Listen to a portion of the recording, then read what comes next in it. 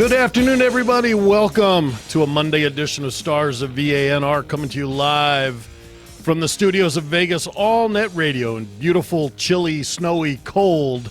Yes, I said snowy and cold in the same sentence for Las Vegas, Nevada. We want to make sure everybody knows that you can't be jealous of us anymore. Stars of VANR, Aaron Phillips, Ricky Cash, Lawrence on the board, JPEG on the camera, and you, the listener. Our number is 702-483-4444. You can Skype us at Vegas All Net Radio if you choose to. Mr. Cash, how are you today on this blustery Monday? Long live rock and roll, baby. If you are a rock and roll fan through and through, this is going to be the show for you. Today in the studio on Stars of VANR is the host of a show that runs Thursday nights from 11 p.m. to midnight called Psychedelic Circus. The host of that show joins us today, Mr. Alan Childs. Alan, welcome to Stars. Oh, it's a pleasure to be here. I understand you're a little concerned about answering questions instead of asking them today. This is true. First question coming is, what are we going to do today? I was like, don't worry about it. We're good. We've not had anybody run out of the studio with their head on fire, so that's a good thing. Not yet. Not yet. Well, let's hope not, Mr. Cash. I believe that we should get through the hour and walk out of here singing. Yeah. There you go. What song would you like to sing? Maybe we'll get a little a cappella going or It's something. all right. That's No? all right. No? I was watching Grease last night, Grease Live. Yeah? And it was good. Did you see it? No, but an ex-Rock of Ages actor, John Hall, was in that. What do you know what role he played? No. I'll tell you, it was as well done as any theatrical presentation I've ever seen. I was just so impressed. Well, considering what NBC did with The Wiz a few months ago, it could only have gone up from there, any musical it was theatrics. Fox. It was Fox. Right? I mean, I didn't see that either. Oh, it was terrible. I heard it was awful. But Yeah. I've got to tell you that it takes a miracle for me to watch an hour show with commercials. Right. I've become so used to recording everything, Right. like most of us do these days. To sit through a 3-hour show and watch the commercials is absolutely unheard of. that's why I TiVoed it. I know, but that's how good it was, and so, it's pretty exciting. I thought it was terrific. And also, I saw in the newspaper this morning that I think the lead guy, Aaron Tveit is Yep. his name. I realized when I was looking at his picture, I worked with him on Hairspray. Oh, no, he was in Hairspray? Yeah, he was on the national tour. Oh, wow. Wow. And he was the lead actor. There you go, my small buddy, world. my buddy who listens to this show and others, he told me that he's been on a dramatic show on cable for the last couple of years. I forgot the name of it too, but I'll tell you, the two gals played the two leads, Rizzo and Sandy. Every bit as good as the original movie. Vanessa people. Hudgens. Vanessa Hudgens. She lost her father right That before the day, show. that And she day. still went on. And God bless her. the girl that played Sandy, Right. I thought nobody in the world could come close To Olivia. to Olivia, and she Close. maybe better. I Wow. saw a picture of both of them this morning. They look exactly the same. And they look pretty amazing as well. Yeah, I'll tell you what, I totally recommend it for everybody, and I really did want to get your opinion if you'd seen it yet, but I'm sure you will, because this is one of the type of shows that, you can't wait to look back and on the recording, and you'll Yeah, keep when he's it. got 3 hours of nothing to do, I'm sure he'll catch it. In between sets of I was Rock thinking, of yeah, Ages. right. So we mentioned that not only does he spend time with us here at the studio doing his show, Right. but his real full-time gig, he happens to be the extraordinaire drummer of the Rock of Ages show, which now just relocated to the Rio. And how's that going? We were talking about that before I went on the air. How's Yeah. the move going? Yeah, I think it's a great move for us. The Rio Hotel really wanted us. Mm-hmm. And the crowd so far, the doors opened a week ago, and the reception's been amazing. Right. That's good. There's no ushers, so the audience could go crazy without being told to be quiet and sit down. Mm-hmm. Well, the Rio has a more of a locals casino flavor, even no though it's question about it. even though it's near the Strip. But I mean, it has that flavor of a locals, and the fact that, and John mentioned it before he went on the air. You're going to probably get a lot more locals to this now, even though you're Yeah. not far from the Strip. There are a lot of locals who won't go on this strip, Right. No matter what. That's You what could I'm have- you could finding have out. the The best thing present going. company included, Well, unless he'll the arm go. is twisted. He'll go if he has a room that night. That's correct. I'm going to the Trop tonight, and I'm leaving like in an hour. Right. We have But, tickets for the Australian Bee Gees show. Ah, Because It's we their had a fifth couple of people anniversary, on our flagship show, Vegas Unwrapped. We had one of the managers and one of the lead singers. I don't think he really cares about a rival show. I don't know. I don't mind. All those guys are really I know. close. Absolutely. That's one thing that we learned from the Treniers Right. in those days. Right. Well, that's a whole different era of entertainment. So let's kind of step back a little bit. Obviously, you're drummer extraordinaire, but let's go back. How'd you get started in the music industry? Where are you from? Just give us some basic background. Sure. Well, I grew up, I was born in Manhattan, and we lived in Washington Heights, which was Okay. uptown near the George Washington Bridge. That makes him a Yankees fan, right? Yeah, that's exactly right. Yeah. There you go. Then we moved to Brooklyn, to East New York, which is Brooklyn. And from East New York, we moved to Canarsie, Brooklyn. Wow. I know Canarsie very well. Yeah, to me, Canarsie was like Liverpool. It was right by the Jamaica Bay with that beautiful stench from the garbage. What was the name of that place where we used to go? Rockaway Beach. Rockaway Beach or Rockaway Park on the Belt Parkway where all the the cars used to Canarsie exit was Yeah. Rockaway Parkway. and that's the one where everybody used to park with their dates back in the Yeah, because there's a pier, yeah. Oh, which is where the mafia used to drop off the To make their fishes. deposits. Yeah, you're First going to they- swim with the fishes. first they'd knock on your window and say, "Just keep doing what you're doing." Yeah, and don't look. And they said it just that way. Keep doing what you're doing. So you spent time Yeah. bouncing around. So it was in Brooklyn when what changed my life was, like so many other musicians from my age, the Beatles. Okay. On the Ed Sullivan Show. Okay. That was it. That just did it. I mean, I was listening to music before that, but that just solidified it. Mm-hmm. Well, what did you see in them that said, this is what I want to do? What did you see that set that course for you? Yeah, I guess subliminally, the women screaming, the girls screaming, might have had something to do with it. All right. There's a certain appeal there. Yeah, but no, my family, we weren't that close. Mm-hmm. I realized this years later, of course, but it was a little weird. It seemed like the Beatles, just like four friends, Mm-hmm. they were like buddies, and they were creating this music that was just unbelievable. And that's what I wanted to be part of. Now, did you start any groups or bands or participate in any bands growing up? Try to Yeah. form your own Beatles alignment? Well, not my own Beatles, but I grew up when the Beatles happened. That was in East New York, and we moved to Canarsie right after that. Okay. And I lived in the Bayview houses, which was a housing project, and it was a huge project that had like 22 buildings.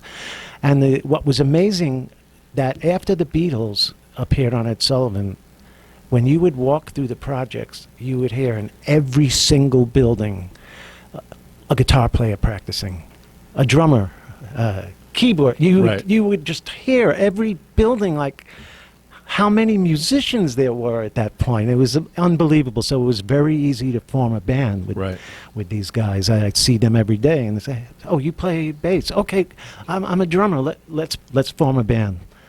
And that's how it all started. Right. Now, why drums for you? Actually, I started on guitar. Okay. My stepbrother had a guitar, and I just picked it up and I started playing it. Then my stepbrother got a snare drum, and I started playing the snare drum. And there was a drummer in the next building. Okay. He lived on the first floor, and I would hear him practicing, so I'd go over to the window and I'd look and watch him play. And one day he caught me looking, and he went, come on in. And I was watching him play, and then he said, "Here, Uh-oh. why don't you try?" Uh-oh. And he handed me the sticks, and I got behind the drums. This was the first time. Sure. And I was able to play what's called a twist beat. It's Okay. a boom, boom, cha-cha, boom, cha-cha, boom, cha-cha. And I was able to play it, and all four limbs were doing... And I never touched drumsticks before, except the snare drum a little. Right. And that was it. I mean, I wasn't good in sports. I didn't have a girlfriend. I was like 12, you know. Okay. And but I can play a Right. twist beat. And It that- just came naturally. Yeah. Wow. And so that was it. That was my calling. for the rest of my life, I never questioned, am I going to be a doctor? Am I Right. work in a supermarket? I'm a drummer. I am a drummer at 12. Right. And I'm going to stay that way. How long did you stay in Canarsie? Until I was about 20. Okay, so you went to Canarsie High? I did. How about that? I went to Canarsie. I went to John Wilson Junior High School, and then I went to Canarsie High. Canarsie High School was 10th, 11th, and 12th grades, right? Right. I went to Canarsie High School the whole 10th grade, and the 11th grade, we started, me and my buddies, we would meet at the school in the morning and go to someone's house whose parents both worked, and we would smoke weed and listen to music, and the music was the main thing. Sure. And so, unfortunately, I never even made it to meet my friends at 12th grade. We would forget about it. But, and my mom was so upset that I didn't even get a high school diploma. So what I did was I went to Erasmus High School. I know it That's well. also in Brooklyn. Flatbush Avenue Church. Yeah. I went to Erasmus and I took the equivalency test. It was like 2 or 3 days, like 8 hours each day. And I got it. I couldn't believe it. I got the high school diploma, and I gave it to my mom. And Well, you made her happy. I did. You made her happy. Yeah. That's important. I'm for going to moms. throw something out to you that you don't know about Canarsie High School. It was the first high school in Brooklyn to put in metal detectors. Oh, way after I left. you mean? Yeah, right. But not too long after you left. First high school in Brooklyn. And it wasn't the worst neighborhood. It was a good No, neighborhood. it It's a wasn't good that neighborhood. bad. But they were smart. But I also remember the race riots. Oh, yeah. Canarsie High School was involved. Sure. 67, Yeah, something somewhere like- around there. Yeah. a little later, maybe. Yeah. Yeah. I was 3. Yeah, well, that's I good. just thought I'd share that. So when did you get out of New York? How was your transition out of that area? Yeah. So I was playing in bands in Brooklyn, and a friend of mine would pick me up in his car. I still didn't have a car. I guess we were about 17, and we were playing in a disco band, and I played in a blues band and a disco band when my family moved to Florida, and I was just 17, I guess, and I said, no, I am not moving to Florida. I have all my friends here in Brooklyn, and I play in a band, and that was more important to me. And they said, well, okay, well, we're leaving on this date. You have to get out of the apartment in the projects. Right. I said, okay, you have a little money to give me? Get me started? Yeah, like I need a studio apartment in the residential area outside the projects. And I didn't get much help. They weren't forthcoming, is what you're saying. They weren't. It was unbelievable. So I was working as a seasonal caretaker for the New York City Housing Authority, Okay. which meant April to November. I would cut the lawns, cut the shrubs, and sometimes we'd pick up the bulk garbage, put it on the back of these trucks, and drive it to the Jamaica garbage dump. It was unbelievable. So I was actually, at a young age, working full-time, and then we started getting gigs at night with my band. So I'd say 17, 18, I was making a halfway decent living and playing. And Were they paid gigs at the time? Yeah, we Okay. were getting paid. I played a strip club bar out on Staten Island. I'll never forget that. That was like the Twilight Zone. Yeah. And eventually I moved, and I got married, and I moved to, stayed in Canarsie for a few years, and then my first big move was to Englewood, New Jersey. And that's when things started happening for me in my musical career. Did you play at Palisades Park? No, You but I did? went there as a kid. Okay. All right. That's a good place to stop. We'll pick up from there on the other side of the break. You're listening to Stars of VANR with guest of Psychedelic Circus, which airs every Thursday from 11 p.m. to midnight. Alan Childs joins us here in studio. More with Alan right after this.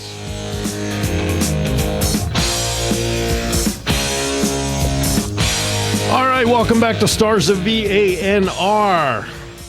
We're sitting here chatting with Alan Childs. Aaron's chatting. Aaron's chatting. Alan Child, Social Psychedelic Circus, which airs every Thursday from 11 p.m. till noon. To midnight. He runs over here after his gig at Rock of Ages and comes on the air. And talk about your show a little bit on the air. What's the premise of the music that you play? Sure. The premise is it's the music that I came up with.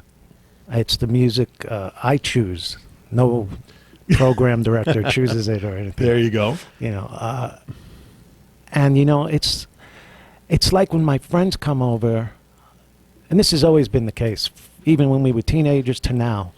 When my friends come over to my house, the first thing we do is we chat a little, and then we go up to my studio, and we play music. That's the first thing. I would pull out a record, and I go, "Hey, did you hear this one?"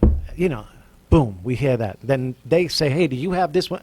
And so this show, Psychedelic Circus, enables me to share the music that I love with everybody else, and I hope I could turn at least a few people on to some music they never heard before. How many songs do you have in your collection at home? Well, or how many albums, however you want to quantify it? I would say around 3,000 albums, but that's all on between CD and MP3s. Sure. I did have almost 3,000 LPs. I had the vinyl. Wow. But something extraordinary happened. Uh-oh. When I was on tour with David Bowie, I wasn't getting along with my wife. Okay. So it was during Bowie tour that I called her from Germany and I said, I don't think I'm going to be coming home anymore. I'm going to have a friend pick up my albums. And she said, "Over my dead body," perhaps? Well, Something along those lines. I couldn't hear that all the way from Germany. But when I came home after the tour was over, I wanted my albums. That's all I wanted. You know, she could keep the furniture and all that stuff. But the albums were gone. She actually threw them out in the incinerator. There was a room, like a garbage I know room. what those are. Oh, yeah. And there's like an incinerator you open up. But Yeah. she just placed, I don't know how she had the strength to do it, almost 3,000 vinyl LPs in the room, which either other tenants took or one of the doormen took. Or, and there were some albums in there, of course, that were worth hundreds and hundreds of dollars. And there's albums that were never made into CDs. Right. Because they didn't warrant the sales-wise, you know. Sure. So, you know, that's probably one of the biggest tragedies of my life. I'm trying to rebuild my Your collection? My collection. Gotcha. All right, so let's go back to your story. So you moved to Englewood, New Jersey, and before break you mentioned that's kind of where your music career took off. Yeah, so I was actually always making a living. You know, I was okay. There were no complaints. But in Englewood, at that point, I got my first big touring gig. I was, like I said, I was always working in the recording studios. I was doing jingles, demos, records. But deep down inside, what I really wanted to do was play live, go on tour with a band and see the world, that kind of thing. But mainly be in a band, just like the Beatles, you know, like the brotherhood of being in a band, making great music. And I auditioned for John Waite, and he had a song called Missing You. It was a huge hit. Yep. And I got the gig. And I would never forget, because I could picture the apartment in Englewood of a limo coming to pick me up and take me to the airport to start rehearsals in L.A. So that, you know, I always think of Englewood with those were good days. You know, that was the beginning. Okay. And so how long were you? So you went on tour with John? Went on tour with John. How long did you tour with him? Under a year, about under a year. And during the tour with John, I was informed that I'm going on tour with Julian Lennon. Oh. Through the bass player in the band with John Waite, who said, "Look, I got the call. He wants me to put a band together. Okay. I'm taking you with me. Are you okay with that?" And I went, "Duh." Let me twist my arm, right? Yeah, yeah. So Julian Lennon was next. Well, we got. Let's see if this is. See if you're in here on this one. Bring that up there. John. That's you. That's not me. That's No, not you in no, this version. that's not on- Just that- the live versions were you. Yes. Okay. I met him after he recorded this album. Gotcha. But that brings back memories. There you go. There you go. That was around 83 or 4, right? The end of 84, I believe. Okay. So then you went to talk about going with Lennon now. Yeah, so now this was special. I mean, John was special because he Sure. has such a great voice, and he had a #1 record at the time. But going with Julian was like, I'm in the Beatles family tree. Right. Exactly. Come on. You know, I was pinching myself. Like, I didn't even have to audition. It was like, I'm in the band with Julian. And, Right.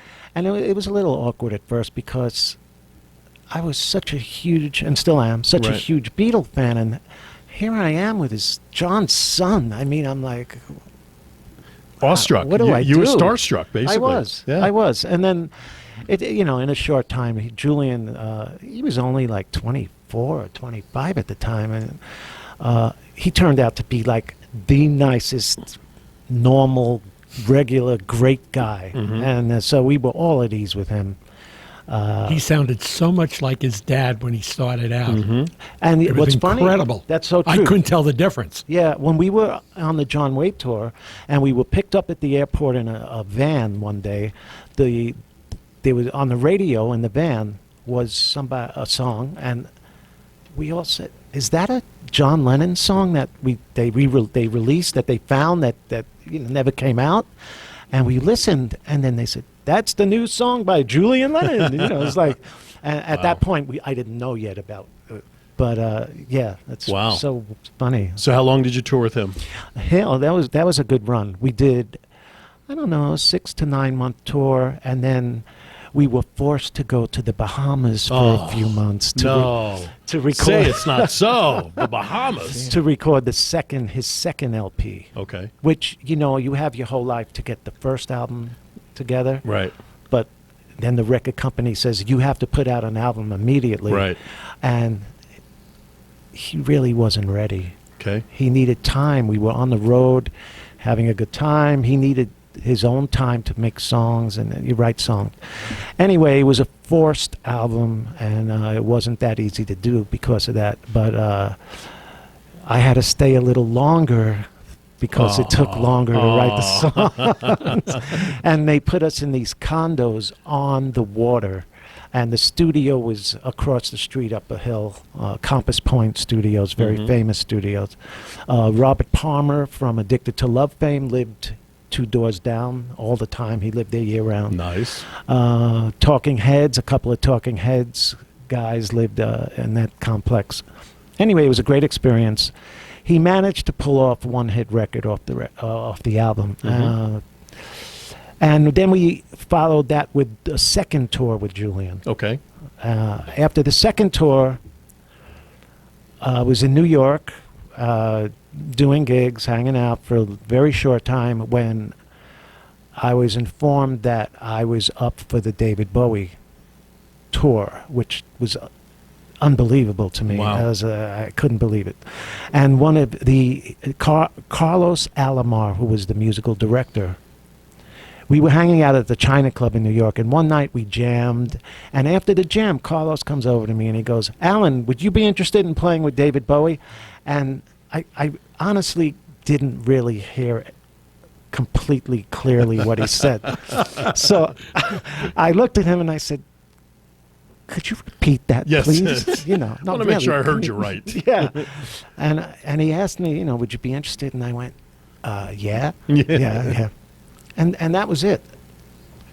For weeks, I didn't hear anything about it. Okay. And I got a call from one of the business advisors from the companies that take care of the tours that you go on. And I knew this guy that did Julian's and John Waite's tour. And he calls me for a gig with Duran Duran. Okay. And, Jeez. and I go, his name was Bill, and I said, "Bill, I appreciate the call. I would love to play with Duran, except I think I'm in the running for David Bowie. And I'd rather play with David Bowie."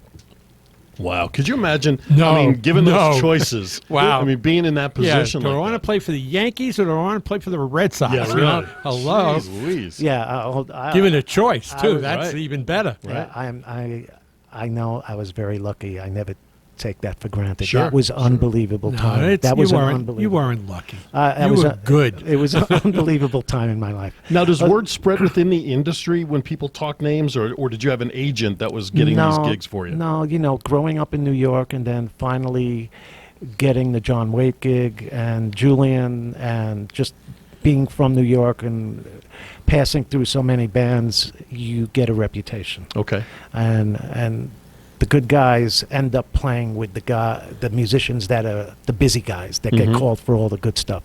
And I was, I guess, at that point. So that's how I got gigs. Mm-hmm. Yeah. So I did David Bowie. It was a high point. Sure. I mean, he Sure. was. I actually had his albums.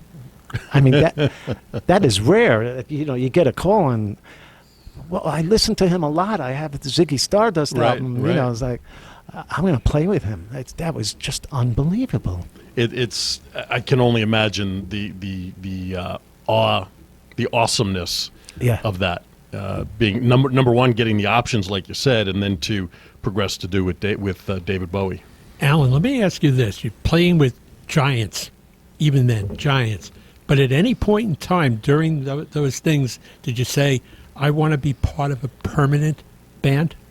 Like, Oh, I know exactly what you're saying. you know what I'm saying? Yeah. In other words, create your own Bon Jovi.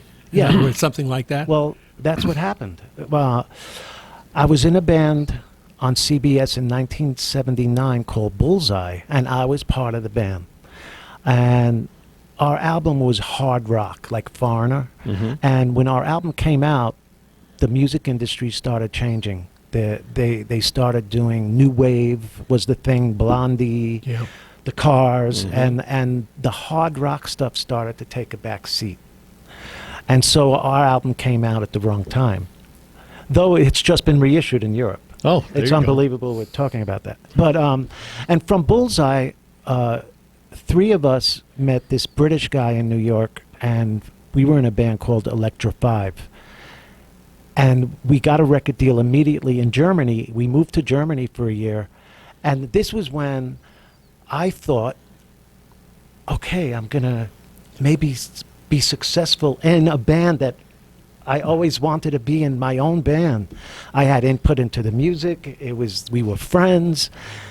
It was funny that we were in Germany where the Beatles started, in Hamburg. Hamburg. And we took a break. I went back to the States. We all went back to the States, except for the British guy. He had a German girlfriend, a model. Lead singers always get that. Of course. Yeah. I don't blame him. Yeah, he kind of screwed everything up for us while we weren't there. He went to the record company and complained that, no, we don't want this producer, we want this producer. He started to call the shots, and the record company said, who is this guy telling us what to do? Get out of here. You're finished. Get out. And so after putting, between Bullseye and Electra 5, I put like 2.5 years into my own band, and it failed in the end. I said, well, you know what? I'm going to stay here in New York, and I'm going to try my hand at being a hired gun and just put myself out there to play for established artists. Right.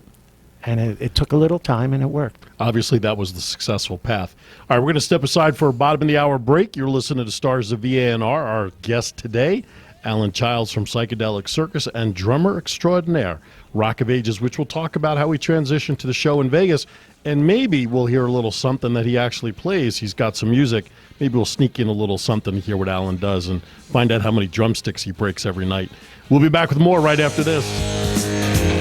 All right, welcome back. Getting close to the clubhouse turn here shortly, and my secret questions. Alan Childs, Psychedelic Circus, Thursday nights, 11 p.m. to midnight.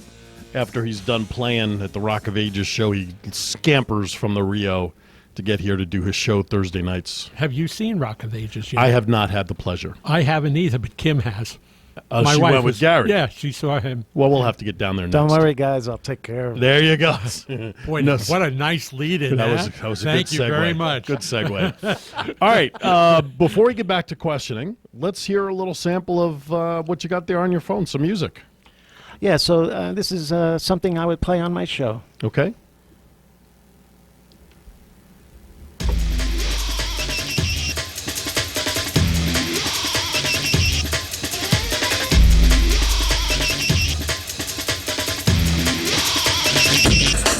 Stinking weather, fat, shaking hands, dopey morning, dog grumbling arms.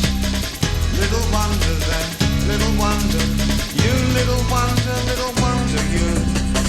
Big screen dolls, tits and explosions, sleepy time, that's full of news. Little wonder then, little wonder, you little wonder you. I'm getting it. Intergalactic, seeming to be you. It's all in the tablets, sneezy return. Little wonder then, little wonder. You little wonder you. Mars happy nation, sit on my karma. Day meditation, take me away. Little wonder then, little wonder. You little wonder you.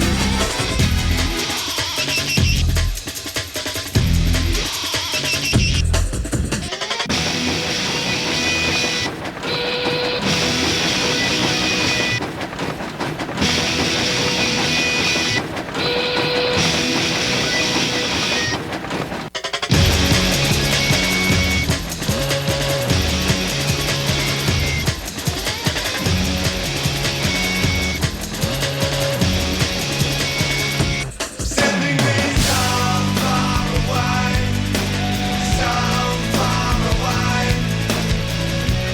so far away, so far away, so far away, so far away, so far away,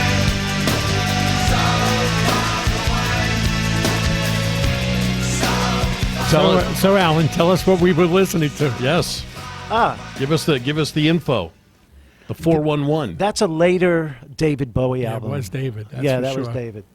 I like that album because rhythmically he went to places he's never been before. And his keyboard player, Garson, I believe his last name is, he's really a jazzer, but he plays futuristic rock, David Bowie rock. Anyway, David took chances all the time. That was one of the things about him. He wasn't afraid to try something new, and he kept that way of thinking all the way to the end. Because if you listen to Black Star, his last album, this is brand new territory. This is jazz players. I mean, total jazzers playing songs written by David, which are rhythmically more pop type of rhythms, not swing or bebop. But he always manages to make something new, and he's an innovator. He was an innovator, David, and it's stunning. The last album is there are some tracks that it's remarkable. Yeah, his music will transcend for a long time. That is for sure. All right, so let's transition now because we're kind of working against the clock here for the rest of the show. Dramatic runs with some great entertainers and performers. How did you get to Vegas? And tell us a little bit about your roots being here, and quite frankly, how you got into Rock of Ages. After I don't know, 10 to 15 years of touring with rock bands.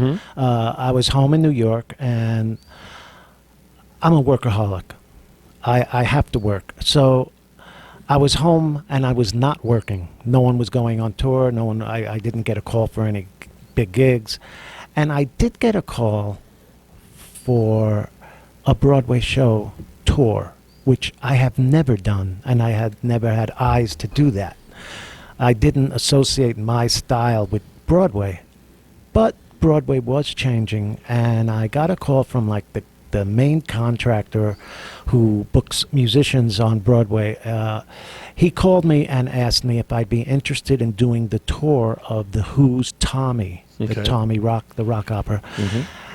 And I said truthfully to him, I said, "Look, is there a conductor? You know, is it like traditional?" He goes, "Well, it's traditional in the sense that there is a conductor, but it's the Who's music. And I'm told you'd be perfect for that." So I said, "Look, let me come down and watch the show in the orchestra pit, and I'll let you know if I could handle it." And that's what I did. I went. I sat down next to the drummer in New York, watched the orchestra do its thing, and I said to myself, "You know what? I could do this." And I had to audition. There were like 30 people in the room. Anyway, I got it, and that was the beginning of like a 10, 15-year run of doing Wow. Broadway musical tours. Okay. So One of the ones besides Tommy, which by the way was magnificent. it was What- the greatest thing ever. I've never seen anything like it. Yeah. What else? So after doing Tommy, I was like a novelty to the Broadway guys. Like, hey, there's a real rock drummer that could read music, because I learned how to read music. And, you know, and there were more contemporary music shows coming up. So Rent was my next show. I did for 4 years Wow. on the road. It was sold out everywhere across the United States, and we even went to Japan. And there were even different companies all over the world of Rent. There was a British company, there was an Australian company. From Rent, I jumped to Elton John's Aida. That was great too. That was 3 years on the road with that. From there, I was asked to do Hairspray, the first national tour of Hairspray, and I did that for 3 years. Then I did like a couple of, they weren't as popular tours, like All Shook Up, the Elvis show. I did that for a while, and I did Whistle Down the Wind, which was an Andrew Lloyd Webber show. It started in at the Kennedy Center in Washington, D.C. I didn't do that production. I did the tour. And then I did a Toxic Avenger off-Broadway rock musical written by the keyboard player in Bon Jovi. Okay. And that was a year. That was so much fun. It was a comedy, but the music was rocking. And then I got a call about Rock of Ages. It was running in New York, and we went to see it. In fact, Toxic Avenger invited Rock of Ages to see the show, and Rock of Ages invited Toxic, you know. And I watched Rock of Ages, and I was like, wow, this is really good for a Broadway show. I mean, the sound like a rock concert. It's not like Les Mis sound. It's really, you know, there's nothing wrong with Les Mis. I'm just saying, you know, they captured the rock feeling in a Broadway show, which was pretty unusual. And Toxic Avenger closed eventually, and I get a call for the Rock of Ages tour. And I accepted it, and so did the guitar player that played with me in Toxic Avenger and the bass player. We all took the Rock of Ages tour, and we were about 2.5 years into the tour, and I get a call about a Vegas production sitting down. And what sitting down means is that it's not going anywhere. Right. Basically a residency. Exactly. Right? And you know, I've been in the business so long, and it was just I was on autopilot traveling all those years. I lived in hotels for all those years. And it occurred to me that, maybe it's time I sit down and have a life and go to the store and come back and have a garage and take the packages from the supermarket and just go through the door and Create roots. Yeah, and not have to pack my clothes at the end of the month or at the end of the week. I was kind of like a welcome idea, and I said, you know what, I'm going to gamble. Because, you know, Hairspray, a couple of years prior, tried a residency at, I believe, the Venetian, and it closed in 2 months. Certain shows work here and certain don't. And I was willing to gamble on Rock of Ages. And here we are. It's 3.5 years later. And I believe it's going to be at the Rio another 3 to 5 years. Where do you see yourself perhaps after Rock of Ages? If it gets to that point. After Rock of Ages, The man's not going to retire. Well, I don't nah, know. retire tell isn't that. in my vocabulary. What But- haven't you done that you'd like to do? Well, I like doing this. Okay. I like bringing music to people's ears in my unusual way. But I like bringing new music, Right. which may not be new to me, but I like turning people on to new music. I also play other instruments, and I could see trying to write music for maybe commercials or movies or something like that, or maybe producing a young band. Mm-hmm. I wouldn't mind trying that. There you go. That's not some bad things to do at some point. All right, we're going to step aside for our last break. We're coming around the clubhouse turn.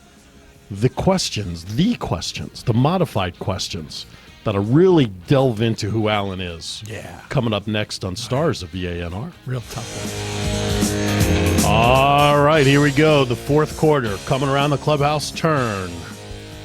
It is time for the questions. By the way, before I forget, next week on this show, Minette from Internal Energies, whose show is on Fridays from 2 to 3? 2 to 3. 2 to 3 will be here in the spotlight next week. And then this Thursday night, this Wednesday night. See? Gotcha. Wednesday night, 5 to 7 p.m., Vegas and Rap debuts at its new day and time with Cassius Ware, the owner of the Dungeon of Discipline, former Ole Miss player, former NFL player with the Colts, will be in studio to talk. I thought you had a dominatrix coming in. Dungeon of Discipline, right? You want to tell him that? You can No, tell I'm him not that. telling him that. I won't even show up. And then February 10th, Right? our good friend Sada EPO, she'll be joining us. Okay. And then the 17th, I just confirmed today, the owner and choreographer of The Sexy Show, Sexy Jennifer Ramos, Ramos. will be joining us, and hopefully she'll be coming in with some tickets that we could give away as well. That would be nice. So that little time difference for her interview, because we got to get her out of here by a certain time to get down to her show on a Wednesday night. So That's we'll be why I doing that right questioned at it. the top of the hour on the 17th. So we got some great guests lined up for Vegas on Rap. Remember, tomorrow, tune in Wednesday, 5 to 7 p.m. and BCN Talk, shifting down to 7 p.m. on Thursdays ahead of Alan's show on Thursday nights. So with that, again, thank you for coming in today. You almost survived. We're almost done. We're almost done. I have a stack of questions that we'd like to ask that are so off the cuff, it kind of really gives us a behind-the-scenes sort of additional exposure of Alan's likes and dislikes. So here's question number one. Who's your favorite all-time movie star actor? Who will you drop everything to watch a movie when this person's in it? Oh, that's I'd say maybe Robert De Niro. Okay, old classic. Good Yeah. man. Who's your favorite all-time actress? I don't have one. Really? Yeah. Okay. He's a woman guy. Any of them. There's too many. All the Yeah, really. Too many to pick from. All-time favorite movie that you just love to watch? It could be Goodfellas. It could be Godfather or Apocalypse Now. Well, okay. Well, I was going to say anything in the mob related until you went to Apocalypse Now. Yeah. That kind of goes that way. But that was a tremendous movie, Apocalypse Now. I mean, that was just so Yeah. freaky to watch. And also years later when the extended version came out. Right. That's right. That's right. Normally I ask the question, what's your favorite genre of music? But I think that's obvious at this point. But who's your favorite band? I mean, who do you really sit down? I know you have all the music. Who's your favorite entertainer that you just love to sit down and just that you chill out with? Again, there's thousands. But, Sure. the Beatles were the 1st. Mm-hmm. They'll always be close to my heart. But they're literally hundreds. Too numerous to name. Yeah. Okay. Where someone may have a favorite, I have favorites. There you I go. just can't. How many drumsticks a night do you break? Good question. They keep me supplied. They're called bricks. I have 3 bricks in my drum room at all times. That's a dozen pairs of sticks to Okay. a brick. I go through. It comes out to like a pair of sticks a show. Really? Yeah. Okay. So you start off with 36, but you're pretty much maintaining that same pair throughout. Yeah. Maybe. Have you ever considered signing the broken ones and selling them? Some of the cast members do take my broken sticks. Do they? Yeah, and hand them out to like kids and Okay. yeah, That's cool. They do. Yeah, That's very cool. That's a good Yeah. thing. Very That's a cool. good thing. If you were not doing what you're doing music-wise, what profession would you have liked to have tried? I think architecture, like design. Really? Yeah, I really love houses. Like there's a magazine called Dwell. Like there's a whole thing going on with prefab housing and stuff like that. Right. That fascinates me. Okay. I could see you getting down into the to the tedious nature, because being a musician's the same thing, right? Yeah. You got to know every detail for Yeah. the success. I could see that, right? Yeah. No question about it. There's this theory of the No 10,000 hours. You ever Right. hear that? You know. Yes. Yeah. Interesting. All right. Favorite all-time car that you wish was parked in your driveway? For sentimental reasons, a Corvette Okay. Stingray. Any particular year? No, the 60s. 60s? More likely. Okay. That seems to get quite a lot of play here as well. Oh, it does? Yeah, that's okay. Everybody's kind of from that same genre, and they're pulling from the same information. So, all right, favorite curse word? Bangu. Good job. Least favorite? Shit. Really? Don't you say that when the sticks break or something? I'm used to saying shite because we have a German father and son in the show. Oh, okay. And, So he gives you the German version. Yeah, I like the gotcha, German version. Gotcha. Last but not least, when the time comes for you to be standing at the pearly gates and whoever you believe in to meet you there is ready to let you in, what is it that you hope that individual or entity says to you upon entering heaven?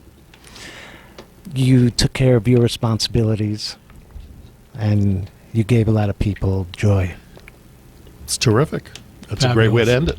Fabulous. Mr. Cash, any closing comments, thoughts, questions? You know, I was just listening to Alan, you know, he talks about this stuff, and I'm thinking, and believe me, this is not a plug to get more time on the radio. However, I will say this, that when growing up in Brooklyn, I would stay up at night and listen to Scott Muni on WMCA, right? And he had the all-night show. And somewhere in the back of my mind, I always said, I'd love to either be part of or have somebody do an all-night show where they dedicate it to the music of all of that time. And I'm saying, here's the guy, man. Come on, we got the whole night. Good job. Well, after coming over from the show, Well, though, it's yeah, kind of tough. well, of course. We're lucky we get him for an hour. So, Please, I get you. you know, but maybe in 3 years when he's done with that, maybe we'll get him for more time here on Vegas I'm on that hoping radio. so. Alan, hoping thank you so. so much for coming in. We appreciate it. It's been fun. It was way more fun than I thought. Good. The pressure's off. Then. That's now good. Alan, about those tickets. Yeah, that's right. All right. Thank you for tuning in today on Stars of VANR. Join us next Monday where Manette from Internal Energies will be joining us from 3 to 4 right here on Vegas Whole Net Radio. See you Thursday night on Vegas Unwrapped. Take care.